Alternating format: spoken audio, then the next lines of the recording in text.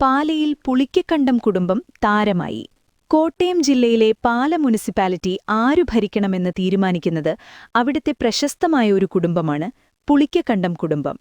കേരള കോൺഗ്രസിന്റെ മെക്കയെന്നും കെ.എം. മാണിയുടെ തട്ടകമെന്നും ദീർഘകാലം അറിയപ്പെട്ട പാലയിൽ മുനിസിപ്പാലിറ്റിയിൽ എൽ.ഡി.എഫിനാണ് ഒറ്റയ്ക്ക് ചെറിയ മേൽക്കൈ കിട്ടിയതെങ്കിലും പുളിക്കക്കണ്ടം കുടുംബത്തിന്റെ പിന്തുണയുണ്ടെങ്കിലേ ഭരിക്കാനാവൂ. കെ.എം. മാണിയുടെ മകൻ ജോസ് കെ. മാണി നയിക്കുന്ന കേരള കോൺഗ്രസ് എം ഇപ്പോൾ ഇടതുമുന്നണിയിലാണല്ലോ. പാലയിലെ 26 സീറ്റിൽ 2 മുന്നണിക്കും കേവല ഭൂരിപക്ഷമില്ല. വലിയ കക്ഷിയായ എൽ.ഡി.എഫിന് 11 സീറ്റും യു.ഡി.എഫിന് 10 സീറ്റുമാണ് കിട്ടിയത്. 5 സ്വതന്ത്രരാണ് ജയിച്ചത്. അതിൽ 3 പേരും പുളിക്കക്കണ്ടം കുടുംബത്തിൽ നിന്നുള്ളവരാണ്. അടുത്തടുത്ത 3 വാർഡുകളിലാണ് പുളിക്കക്കണ്ടം കുടുംബത്തിലെ അംഗങ്ങൾ മത്സരിച്ചത്. മുരിക്കുംപുഴ വാർഡിൽ ബിജു പുളിക്കക്കണ്ടമാണ് 246 വോട്ടുകൾക്ക് ജയിച്ചത്. തൊട്ടടുത്ത പരിപ്പിൽക്കുന്നിൽ അഡ്വക്കേറ്റ് ബിനു പുളിക്കക്കണ്ടം 286 വോട്ടിന് ജയിച്ചു. അതിനടുത്തുള്ള പാലംപുരയിടം വാർഡിൽ നിന്ന് ജയിച്ചത് ദിയ ബിനു പുളിക്കക്കണ്ടമാണ്. 279 വോട്ടുകൾക്കാണ് അവർ ജയിച്ചത്.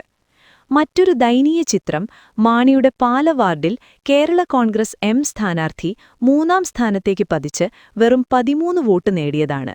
അവിടെ സ്വതന്ത്രയായ മായ ജയിച്ചപ്പോൾ കോൺഗ്രസ് 2ാമതെത്തി. മുമ്പ് CPM അനുഭാവിയായിരുന്ന ബിനു പുളിക്കക്കണ്ടത്തിന്റെ മകളാണ് ദിയ ബിനു. സഹോദരനാണ് ബിജു പുളിക്കക്കണ്ടം. 14 പേരുണ്ടെങ്കിലേ ആർക്കായാലും പാല ഭരിക്കാനാവൂ. എൽ.ഡി.എഫിന് 11 സീറ്റും യു.ഡി.എഫിന് 10 സീറ്റുമാണ്. പുളിക്കക്കണ്ടം കുടുംബത്തിലെ 3 പേരും ആ മുന്നണിയിൽ ചേർന്നാൽ എൽ.ഡി.എഫിന് ഭരിക്കാം. യു.ഡി.എഫിന് ഭരിക്കണമെങ്കിൽ പുളിക്കക്കണ്ടത്തിൽ കുടുംബത്തിനു പുറമെ ഒരു സ്വതന്ത്രന്റെ കൂടി കൂട്ടുവേണം. ഇരു മുന്നണികളും തങ്ങളെ സമീപിച്ചിട്ടുണ്ടെന്നും എന്നാൽ തീരുമാനം വോട്ടർമാരോട് ആലോചിച്ചു മാത്രമേ തീരുമാനിക്കൂവെന്നും ബിനു പുളിക്കക്കണ്ടം മാധ്യമങ്ങളോട് പറഞ്ഞിട്ടുണ്ട്. 2010-ൽ ഒരു സ്വതന്ത്ര കൂട്ടായ്മയുണ്ടാക്കാൻ ശ്രമിച്ചിട്ടുള്ളയാളാണ് ബിനു. അന്ന് ജയിച്ചില്ലെങ്കിലും നല്ല വോട്ട് സമാഹരിക്കാൻ കഴിഞ്ഞു. എൽ.ഡി.എഫ് അനുഭാവിയായിരുന്ന ബിനു കേരള കോൺഗ്രസ് എമ്മിന്റെ ശക്തനായ വിമർശകനായിരുന്നു. ബിനുവിന്റെ അച്ഛന്റെ സഹോദരൻ ഒരിക്കൽ എൽ.ഡി.എഫ് കൗൺസിലറായിരുന്നു.